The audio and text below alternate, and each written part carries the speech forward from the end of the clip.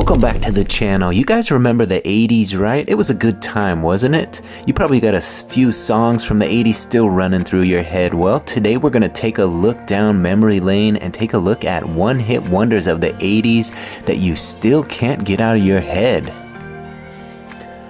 On July 12, 1979, disco's decade-long reign over American music culture went up in smoke.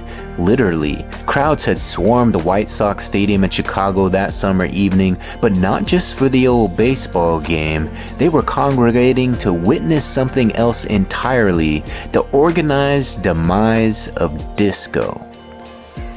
And as they blew up a box of records before 4,800 spectators, the 80s arrived in America, clothed in leg warmers and blaring the sound of the new decade. Synth-based dance tracks and the resurgence of rock and roll, revitalized and hardened by the emergence of punk and metal.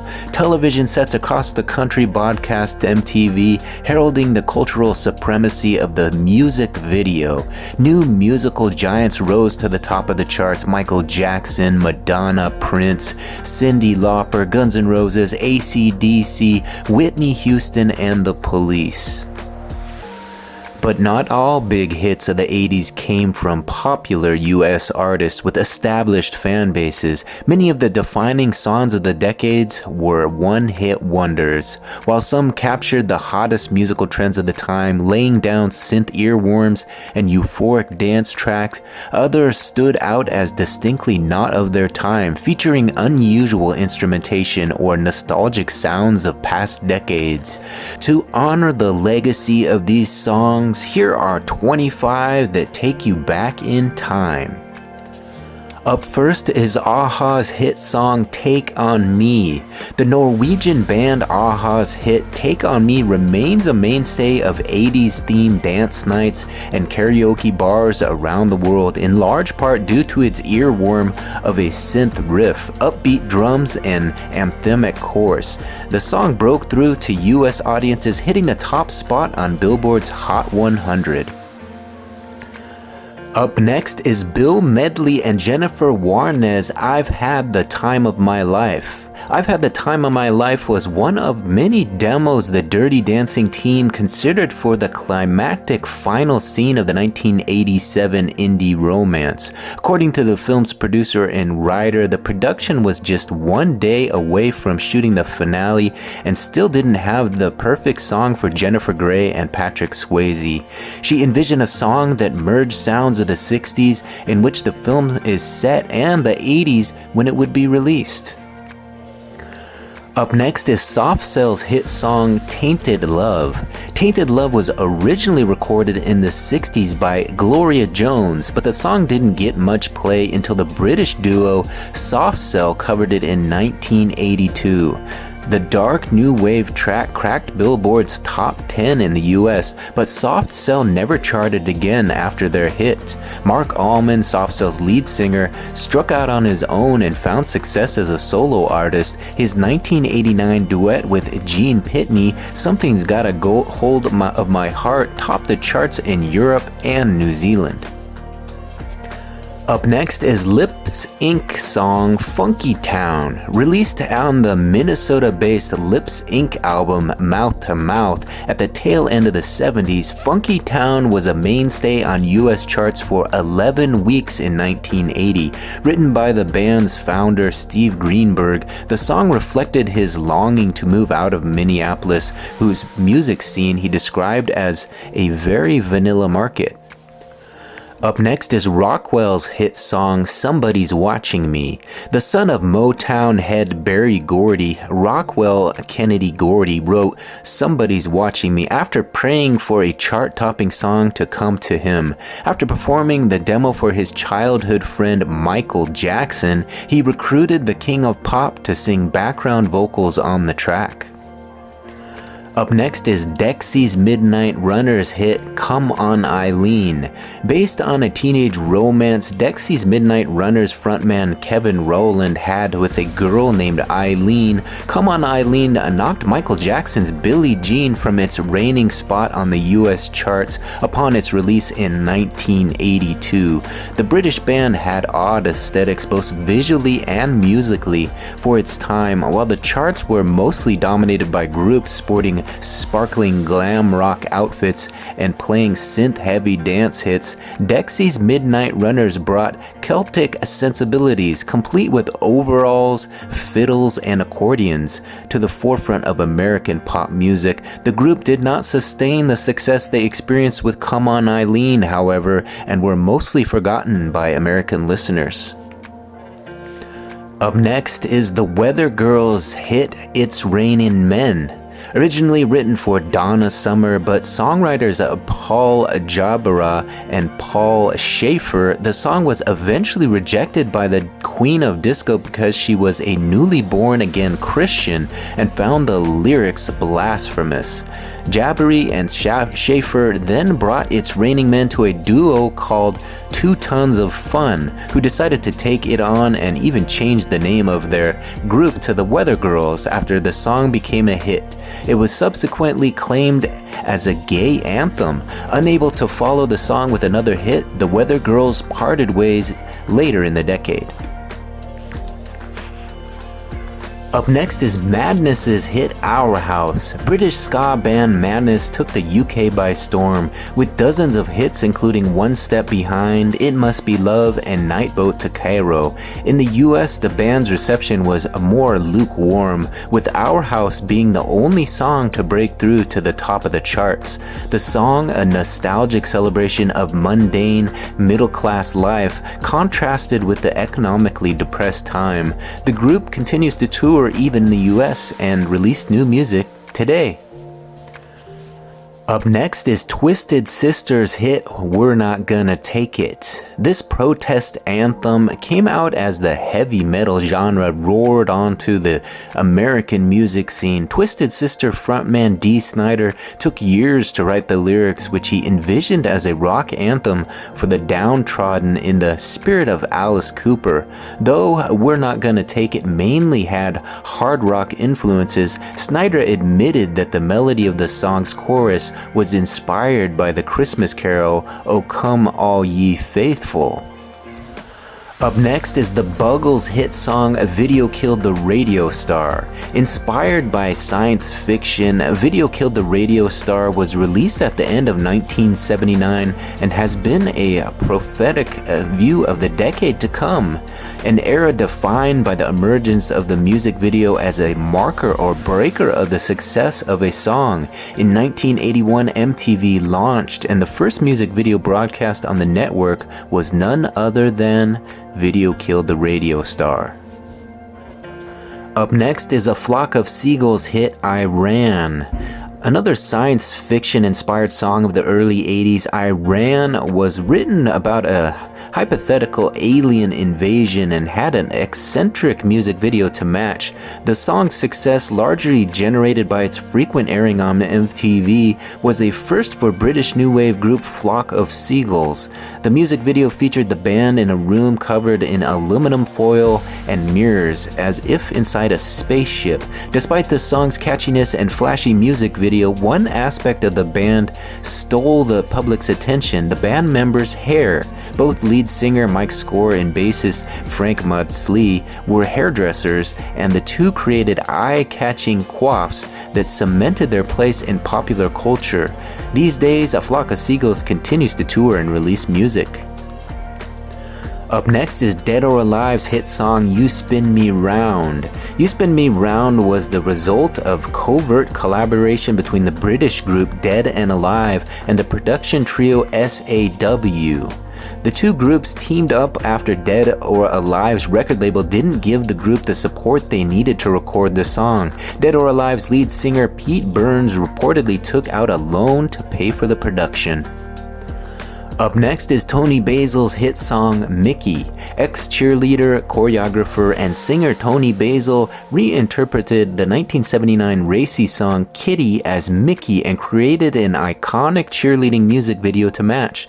The song reached #1 on the Billboard Hot 100, inspiring local, loyal fans of the song, as well as some Mickey rumors about who and what the song was about. After the song's release, speculation swirled about whether the title Mickey was referencing Mickey Dolenz of the Monkees, whom Basil met while working on a music video for the band. Another conjecture stoked that music critic Robert Christou spread about whether a certain sex act was implicitly referenced in the song. Basil has dismissed both rumors as untrue.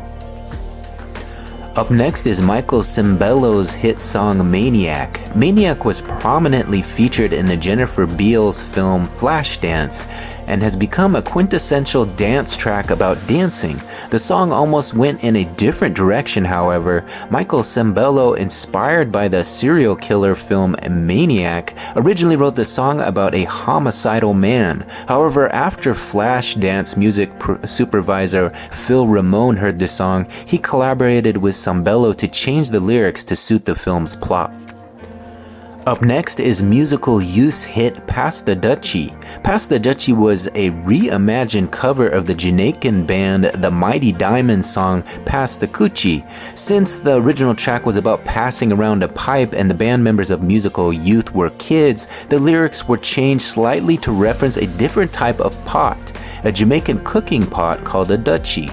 The reggae song was a hit both in the US and in musical youth's native UK, and the band was one of the first black groups to be regularly aired on MTV. In 2022, Pass the Dutchie was featured in the Netflix series Stranger Things, exposing the song to new generation of listeners. Up next is Tommy Two Tone's hit 8675309/Jenny. When songwriter Alex Call came up with the song 8675309 Jenny, he was sitting in his yard and didn't initially plan for the story or mythology that would accompany the finished track. He didn't even plan for the phone number to be written on a bathroom wall, an idea that came later from Tommy Two Tone guitarist Jim Keller. Keller wrote the rest of the song, and 8675309 Jenny quickly became a hit. The song was so popular that countless people dialed the number and asked for Jenny, a major source of annoyance to those who had the number. Up next on today's list is Devo's hit Whip It. Commonly misinterpreted as sexual innuendo, Whip It was actually written as political satire.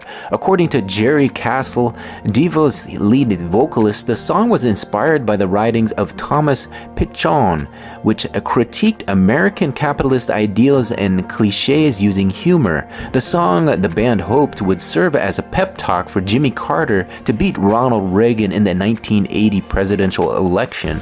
Parts of the song were inspired by the 60s tune Oh Pretty Woman.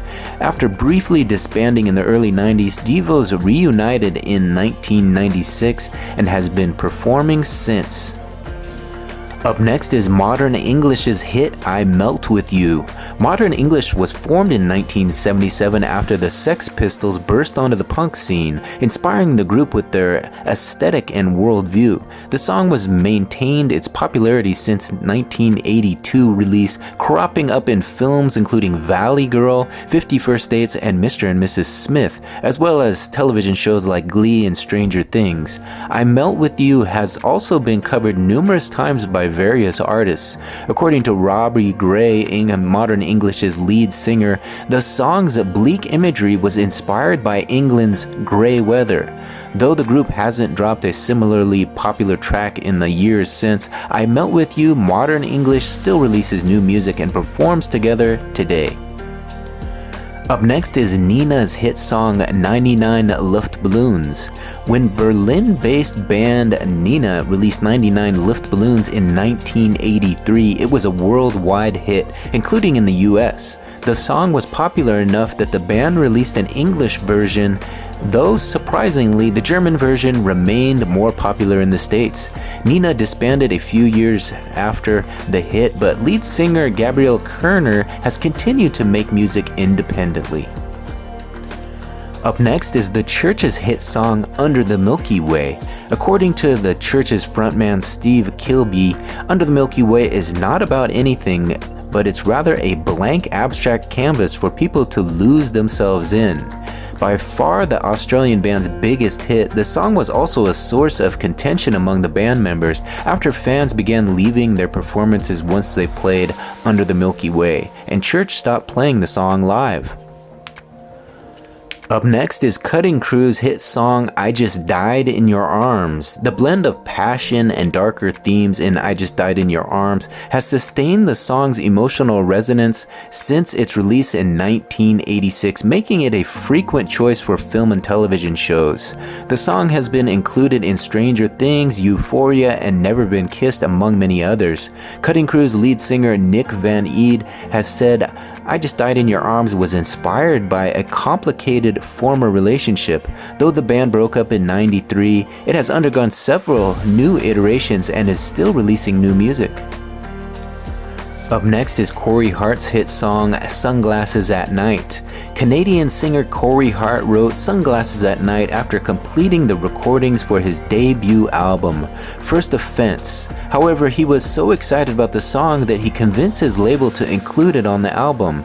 The song launched him into the spotlight and is still what he's known for, though his song Never Surrender also broke into the top 10 of Billboard's Hot 100. Hart has since remixed and recorded the song and released new music. Up next is Bobby McFerrin's hit song Don't Worry, Be Happy. Bobby McFerrin's Don't Worry, Be Happy was the first song without instrumentals to take the top spot in Billboard's Hot 100. The song's music video, also a hit, frequently played on MTV. Despite winning several Grammys, Don't Worry, Be Happy was McFerrin's only hit. In the intervening years, many have attributed the song to Bob Marley, despite the fact that Marley died years before Don't Worry was released. In 2023, McFerrin was honored with the Recording Academy Special Merit Award. Up next is the Proclaimers' big hit I'm Gonna Be 500 Miles. The Proclaimers, made up of the Scottish twins Craig and Charlie Reid, wrote I'm Gonna Be 500 Miles in a 45-minute burst while waiting to play a gig. The song became a global hit but surged to the top of the US charts after it was used in the 1993 Johnny Depp film Benny and June. I'm Gonna Be 500 Miles has remained a fixture in American pop culture through its inclusion in shows and films like How I Met Your Mother and Pitch Perfect. The song is instantly recognizable for its distinctive marching beat and heavy Scottish accents. It's even been informally adopted as a Scottish anthem and is still frequently played at big Scottish sporting events. And finally, the last song on today's list is the Laws song There She Goes. There She Goes was rumored to be about heroin use due to speculation about lyrics about pulsing through my veins and racing through my brain. Although this claim has been denied by several former band members, Lee Mavers, the band's legendary guitarist, did in fact suffer from addiction to the substance in the 90s. Despite this controversy, the song has been used in numerous films including The Parent Trap, Girl Interrupted, and Fever Pitch.